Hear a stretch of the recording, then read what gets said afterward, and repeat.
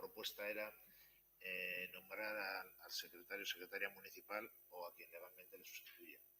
Pero bueno, parece ser que eso genera algunos inconvenientes, sobre todo a la hora del registro. Registrar cuestiones, pues tiene que ser una persona en concreto. Entonces, la propuesta que queremos hacer es que sea Laura Aldasolo la secretaria de Viceta. Tiene un perfil técnico, un perfil jurídico y esa es la propuesta. ¿Por qué no, Marisa? ¿Qué es el problema que surge? Marisa en acumulación y estará un tiempo. Vamos a sacarlo a la bolsa y no sabemos el tiempo que vamos a tener a Marisa con nosotros. Pero bueno, es algo entonces provisional hasta que tengamos uno. Pues veremos a ver cómo evoluciona y si tenemos un secretario, pues luego se cambiará. Bueno, que se cambiamos, pero no dudo de Laura, ojo. Pero Marisa pues tiene un tiempo limitado el que va a estar en este ayuntamiento.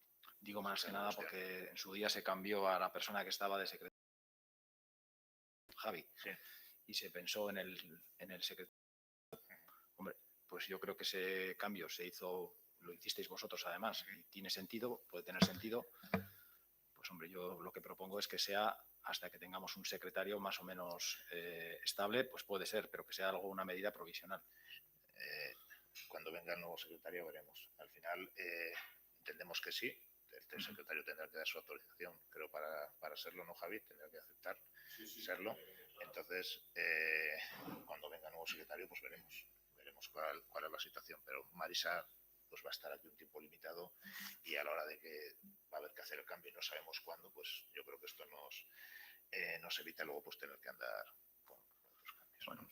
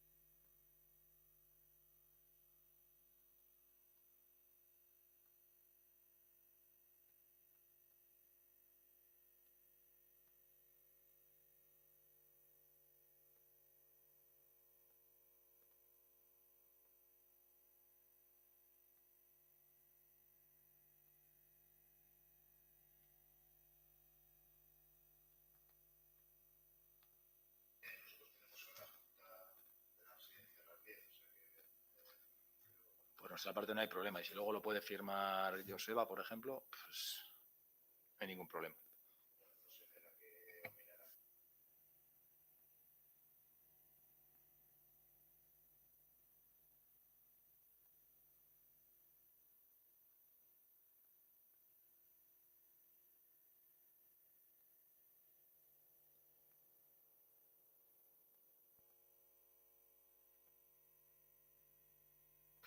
Tengo la mala costumbre de no asumir las actas.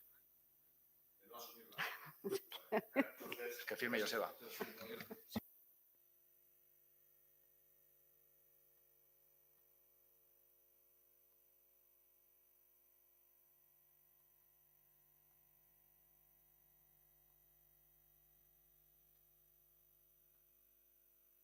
De todas formas, también puedes dejar ya escrito que la representante de H. Bildu ha manifestado su abstención.